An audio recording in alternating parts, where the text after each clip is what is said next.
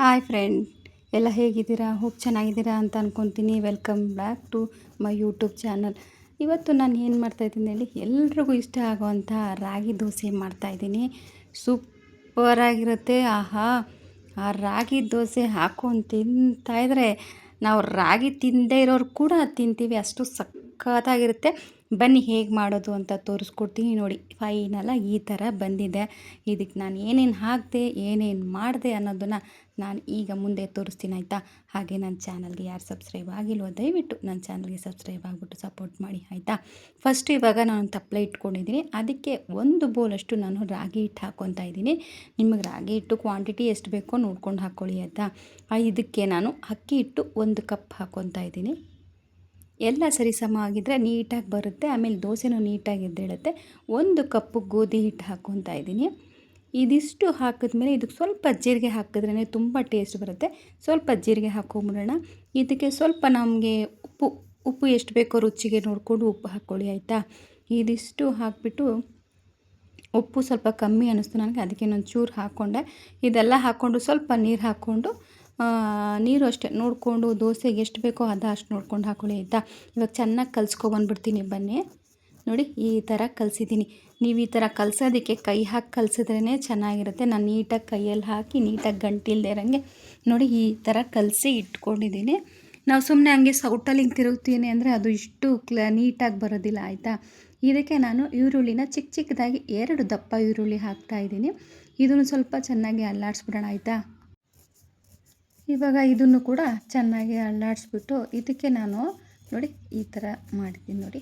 ಇಷ್ಟು ಸಾಕು, ಇಷ್ಟು ಸಾಕು ಅಂತ ಅಂದ್ಕೊತೀನಿ. ಕ್ಯಾರೆಟು ನಾನು ಮೀಡಿಯಮ್ ಸೈಜಲ್ಲಿ ಇಟ್ಕೊಂಡಿದ್ದೀನಿ, ಅದನ್ನು ತುರ್ಕೊಂಡಿದ್ದೀನಿ. ಕ್ಯಾರೆಟ್ ಕೂಡ ತುರ್ಕೊಂಡು ಹಾಕ್ತಾಯಿದ್ದೀನಿ. ಇದನ್ನು ಸ್ವಲ್ಪ ಹಾಕ್ಕೊಂಡು ಚೆನ್ನಾಗಿ ಕಲಿಸ್ಕೊಬಿಡೋಣ.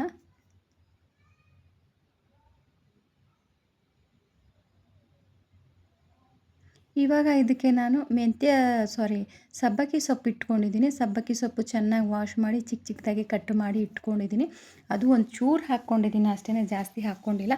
ಯಾಕಂದರೆ ನಾವು ಜೀರಿಗೆ ಆಲ್ರೆಡಿ ಹಾಕಿದ್ದೀವಲ್ವ, ಅದಕ್ಕೇ ಸ್ಮೆಲ್ ಇರುತ್ತೆ ಅಂತ ಸ್ವಲ್ಪ ಹಾಕ್ಕೊತಾ ಇದ್ದೀನಿ. ಸ್ವಲ್ಪ ಕೊತ್ತಂಬರಿ ಸೊಪ್ಪು ಮತ್ತು ಹಸಿಮೆಣಸಿನ್ಕಾಯಿ ಒಂದು 3 ಹಾಕ್ಕೊಂಡಿದ್ದೀನಿ. ನಾನು ಮಕ್ಕಳಿರೋದ್ರಿಂದ ನಾನು ಉದ್ದುದ್ದ ಕಟ್ ಮಾಡಿದ್ದೀನಿ. ಮಕ್ಳಿಗೆ ಬೇಗ ಬಾಯಿಗೆ ಸಿಗ್ಬಿಡುತ್ತಲ್ವ ಚಿಕ್ಕ ಚಿಕ್ಕ ಹಾಕಿದ್ರೆ, ಅದಕ್ಕೆ ನಾನು ದಪ್ಪ ದಪ್ಪ ಕಟ್ ಮಾಡಿದ್ದೀನಿ. ನಿಮಗೆ ಬೇಕು ಅಂತಂದರೆ ಮಿಕ್ಸಿಗೂ ಕೂಡ ಹಾಕ್ಕೊಂಡು ಪೇಸ್ಟ್ ಮಾಡ್ಕೊಬೋದು. ಒಂದು 10 ನಿಮಿಷ ಬಿಟ್ಬಿಡೋಣ, ಆಯಿತಾ?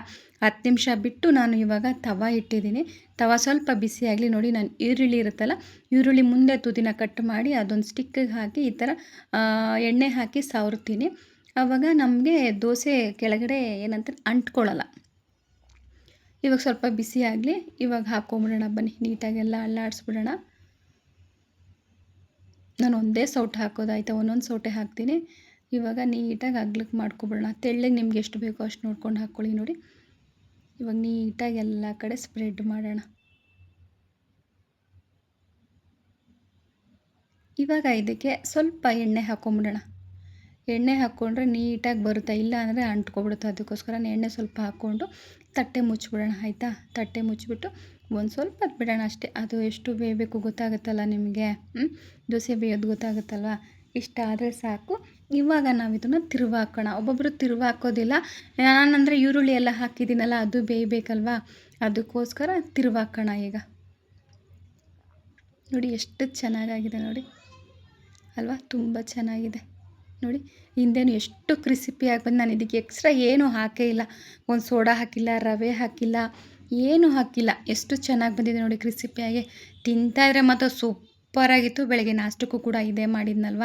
ನಾನು ಅರ್ಜೆಂಟಾಗಿ ಏನು ಎಷ್ಟಾಗುತ್ತೋ ಅಷ್ಟು ವಿಡಿಯೋ ಮಾಡಿದ್ದೀನಿ. ಈ ವಿಡಿಯೋ ನಿಮ್ಗೆ ಇಷ್ಟ ಆಗುತ್ತೆ ಅಂತ ಅಂದ್ಕೊತೀನಿ. ನಿಮ್ಗೆ ಇಷ್ಟ ಆಯಿತು ಅಂದರೆ ನೀವು ಕೂಡ ಮನೇಲಿ ಟ್ರೈ ಮಾಡಿ ನನಗೊಂದು ಕಮೆಂಟ್ ಹಾಕಿ, ಆಯಿತಾ? ಹೇಗಿತ್ತು ಟೇಸ್ಟ್ ಅಂತ. ಇವಾಗ ತೆಗೆದ್ಬಿಡೋಣ. ನೋಡಿ ಎಷ್ಟು ಚೆನ್ನಾಗಿ ಬಂದಿದೆ ನೋಡಿ. ಆ ಬಿಸಿ ಬಿಸಿಗೆ ಅವಾಗೆ ಕಾಣಿಸ್ತಾ ಇದೆಯಾ? ಎಷ್ಟು ಚೆನ್ನಾಗಿದೆ ಅಲ್ವಾ? ಇವಾಗ ಇನ್ನೊಂದು ದೋಸೆ ಹಾಕ್ಬಿಡೋಣ ಬನ್ನಿ. ಇನ್ನೊಂದು ದೋಸೆ ಹಾಕೋಣ. ಇನ್ನೊಂದು ದೋಸೆ ಹಾಕಿದ್ದೀನಿ. ಇದು ಕೂಡ ತೆಗೆದ್ಬಿಡ. ನೋಡಿ ಎಷ್ಟು ಚೆನ್ನಾಗಿ ಬರ್ತಾಯಿತ್ತು ಅಂದರೆ ನನ್ನದೇ ದೃಷ್ಟಿ ಆಗ್ತಾಯಿತ್ತು. ನೋಡಿ ಎಷ್ಟು ಚೆನ್ನಾಗಿ ಬರ್ತಾಯಿದೆ. ಏನಂದರೆ ಇದೆಲ್ಲ ಸಿಮ್ಮಲ್ಲಿ ಅಂದರೆ ಗ್ಯಾಸ್ ಸ್ವಲ್ಪ ಸಿಮ್ ಮಾಡ್ಕೊಂಡು ಮಾಡಬೇಕು ಸ್ಲೋ ಆಗಿ. ಸ್ವಲ್ಪ ಜೋರಾಗಿ ಮಾಡಿದ್ರೆ ಕೆಳಗಡೆ ಎಲ್ಲ ಅಂಟ್ಕೊಬಿಡುತ್ತೆ.